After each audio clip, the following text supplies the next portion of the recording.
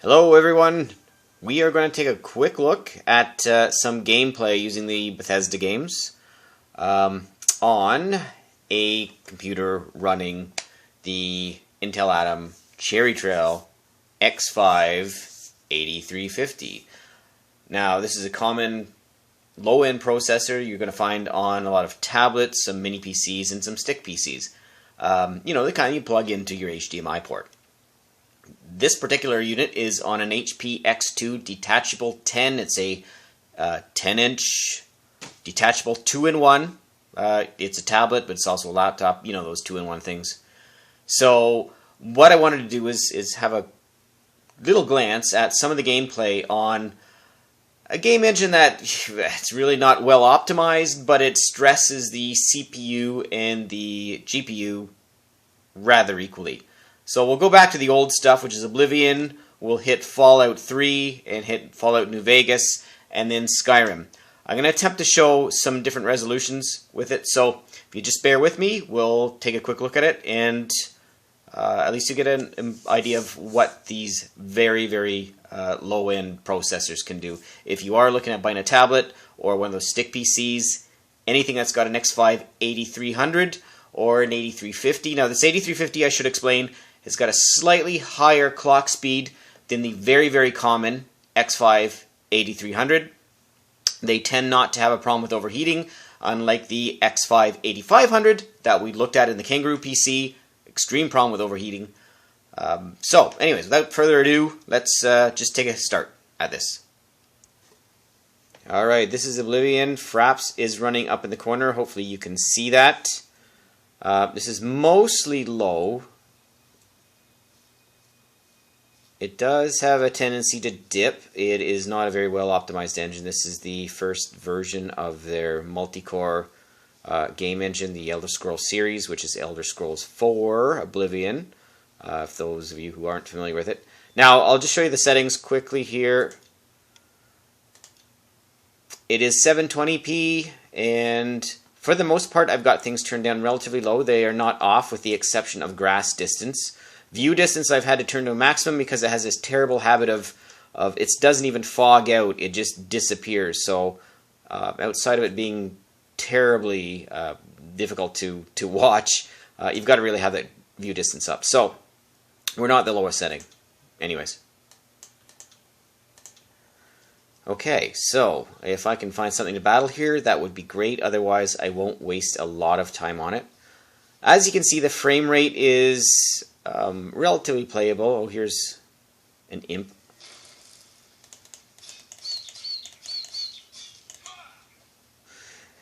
The Intel chipset seems to have some difficulty dealing with particle effects and some alpha effects. So what you'll notice, if there's any kind of smoke that appears, not the fog, but smoke that is using particle effects, it tends to drag the frame rate down.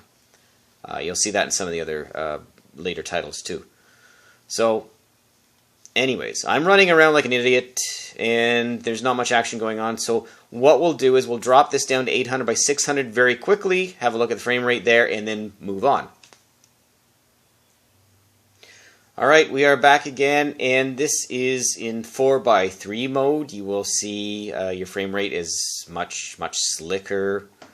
And again, this is 800 by 600, which is a comfortable resolution on a small screen, and probably one that is well enough to play. Let's take a quick look at the menus. Oops.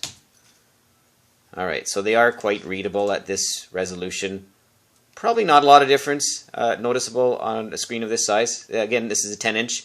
You've got your 10s and your 8s for smaller laptops. If you're using something like a USB stick, you're obviously going to have that tied up to a TV or plugged into a TV. Might be a little bit low res for that, but anywho.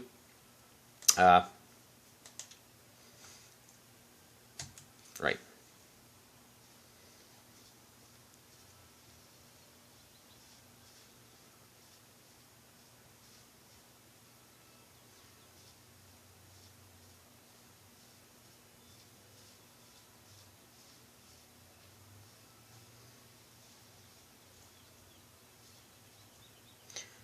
Alright, there you go. Let's move on from this. You get an idea anyways. It does play rather comfortably. It doesn't tax the processor a lot. Sorry, I couldn't find anything to kill. Alright, let's move on to the next game. Alright, we have Fallout 3 running on the x5-8350 processor, x5-8300 series. And this is at the low preset. Unlike Oblivion, we can just pick a preset, and this is using 720p. So we've got a much more detailed world. It doesn't have that terrible draw distance problem that Oblivion has, so it's quite enjoyable. Just picking a low preset. Probably looking at the same type of detail you'd see on the PlayStation 3 back in the day at 720p. There's no anti-aliasing on it. And again, there's not a lot of heavy detail. So,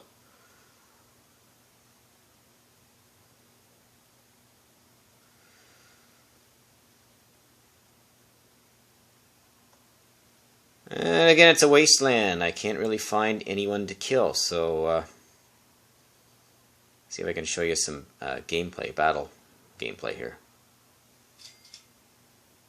Springvale School. We've got some raiders in here. So again, it does come up as a comfortable frame rate, if I say that properly. It is typically 30 frames a second or higher. So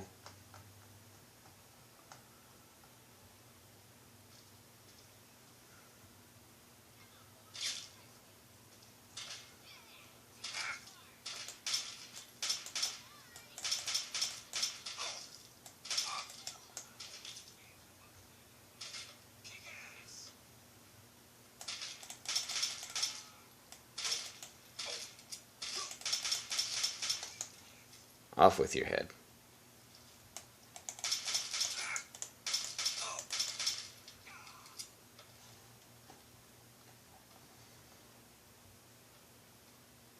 Anyways, that's at 720p or 1280 by 720.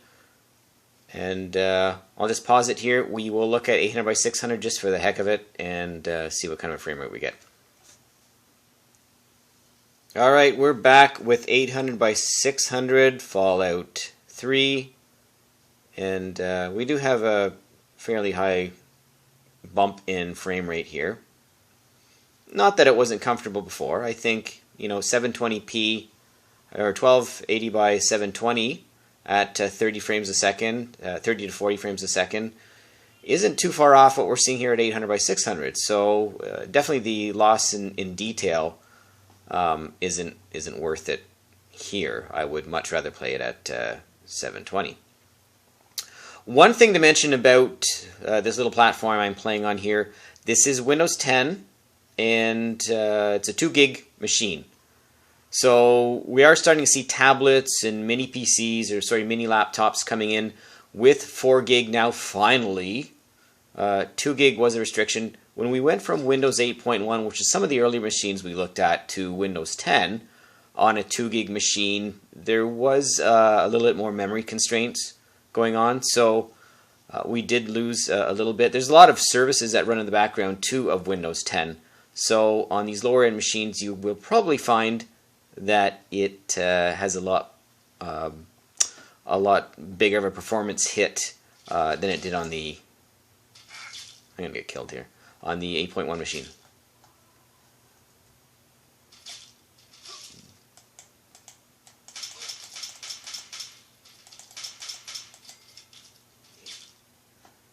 You guys piss me off.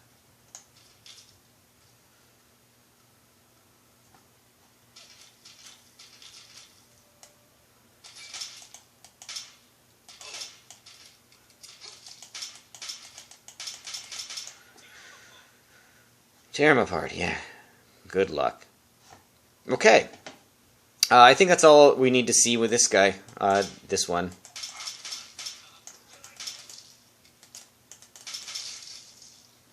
Love it.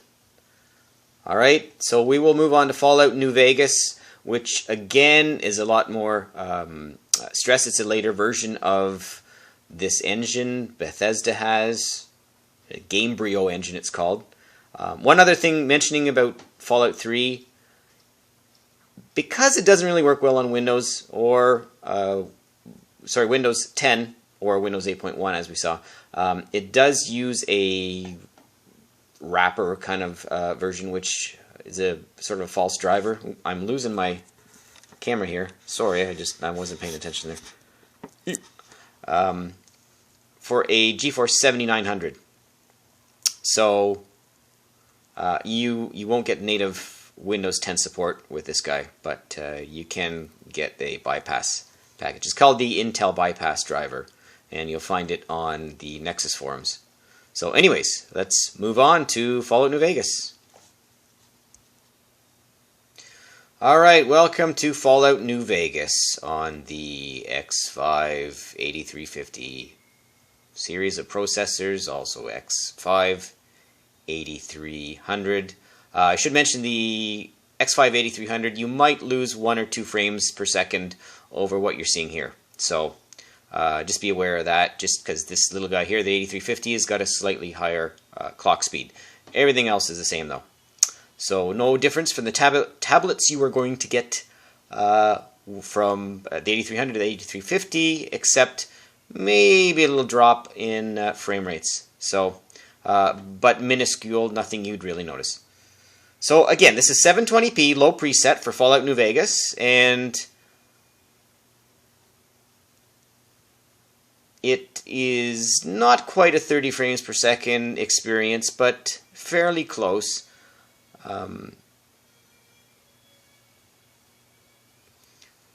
Depending on what you're seeing. Unfortunately, this far in the game, it does have some odd load points. You'll notice the frame rate drop as it accesses the drive. I am loading these things off of a micro SD card, a 64 gig micro SD card in this tablet. So 2-in-1 tablet, laptop, whatever the heck you want to call it.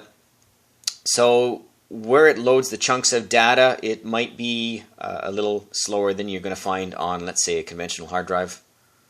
So your transfer speeds on a micro SD card for these little guys are not always the best. So anyways, once again, in these big open world games, it's hard to find somebody to kill. Unlike the real world, if you were a psychopath, you'd probably find more people than you will in a barren wasteland. I'm not advocating that whatsoever, but, you know, I'm just saying. Ah, Jesus, this is probably as boring as hell for you guys to watch. I just can't find anything to kill. Okay, well, you get an idea of the frame rate. Anyways, we're looking at performance, not a walkthrough, so let me just flip over to 800x600. We'll see if we get any improvement. Unlike Fallout 3, we didn't get too much in some of the scenes, but in others we got a little bit of a bump in frame rate, or I think we hit an extra about 7 frames per second at one spot, which is a nice hit, or nice bump. Anyways, shutting up and moving on to the other resolution. Okay, we're back with Fallout New Vegas at 800x600, and kind of like the same thing we saw in Fallout 3. In populated areas, we're not getting that much of a boost. Here, I think we're getting about anywhere from a 6 to 8 frames per second increase at times, but other times it looks like we're only getting about 1 or 2. So, yeah. Probably with this game, it would be fine to play it in 720p. I mean, it might be a sub 30 frames per second experience for the majority of the game, or a main part of it. But you know, I don't think we're losing a lot over what we're seeing here in 800x600. So yeah, the performance is relatively decent. Again, this is a tablet, so you know you're not going to expect the world. I know we've got the Nintendo Switch that's out there, and that essentially is a tablet too, but it's using a much stronger processor. So anyways, the goal here is just to let you see what you're going to get on a low-end tablet with the entry-level Atom Cherry Trail processors. So, again, we hit those weird load points. So for our last game, we'll take a quick look at Skyrim. Just because that's sort of the latest well, I shouldn't say that. That is one of the workable later versions on a tablet. Fallout 4 uses the same version, I guess I should say, of the game engine. Fallout 4 uses the latest iteration of the Bethesda Gamebryo game engine, and it's just it requires too much processing power for a little tablet. So we're just going to look at Skyrim. And I guess the majority of the issues with tablets like this is you're not going to want to play the latest games on it. You just can't. And like GTA 5 isn't going to really, do much. It'll probably be a little bit more like a slideshow on this baby. So you want something that's a little older, a little bit more workable, and of course you've got a vast library of older titles to choose from for gaming on the go. Alright, we'll flip over to the Skyrim, and then we'll call it quits, and you won't have to listen to me anymore. Alright, we have Skyrim here. This is 800 by 600, and the reason I'm not doing 720p is because it is too taxing on this little processor, and you end up with somewhere in the neighborhood of 20 to 22 frames per second, or up to 24, which is too low to be enjoyable. So, again, this is a low preset. Oh my god, if you can see that, that's the 30 up there. 2930. So, again, 800 by 600 on the Cherry Trail Atom x5-8350. Take that. And sorry about the quality of the camera here. I am using it's a Samsung Galaxy 2 or something. It's not the best, and I can't adjust the saturation on it, so this particular game, just because it's in the day, tends to look a little bit washed out. But the goal is to give you an idea of how well it performs with a game like this. Again, I do like to test using these games, specifically Skyrim, because, and I wish I had a chart for this, it does show that it puts equal load on the graphics processor and the CPU itself. So if anything's going to heat this baby up and see if we get any throttling, it's these games.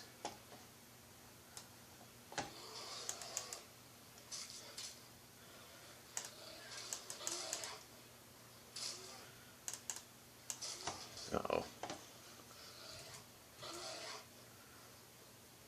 Now, one thing I should mention too is the fonts on Skyrim are probably the lowest you're going to find, smallest you're going to find on these games. And as long as it's legible, that's alright. See if we got a potion here for healing.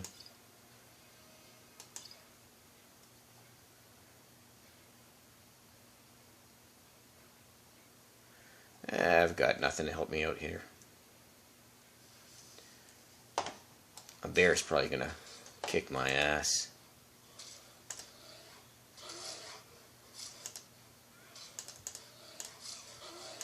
Yes!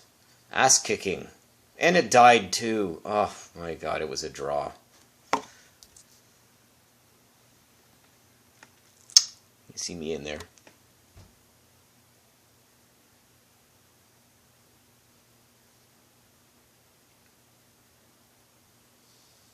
Alright. Don't have to look at my ugly mug here. Again, this is low setting. You're going to notice this funny banding that happens here.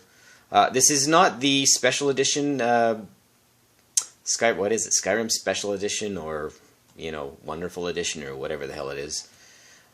That specifically uses the lighting model that you find in Fallout New Vegas. Sorry, Fallout 4. So it is more taxing on this. This is probably the older version of Skyrim is something to play on here. So, anyways, that's it. Sorry about this camera here. Hope this was informative enough. If you are interested in anything else on this platform, again, the laptop doesn't matter. It is laptop slash tablet. It's a convertible or two-in-one, whatever the hell you call these things. It's capable of playing some games. Obviously, anything older than Skyrim should be running pretty decently enough to play it. But don't expect a miracle from it. But then again, if you're picking up tablets anywhere from $120 to $200 with this chip in it, which $200 might be a little bit on the higher end. This specific model is sort of a business model. I don't know. It's the HP X2 detachable. I think I picked it up for $220 on sale. So it's more of the upper echelon. But again, these processors are everywhere. They run quite decently. And if you're picking up a stick or a cheap tablet, at least you get some idea of how it's going to play some of the games. So with that, thanks for watching. Once again, huge appreciation to everyone who kind of stuck with me through this, and hopefully we'll do some more gameplay videos of different things, and we'll see you soon. Bye-bye.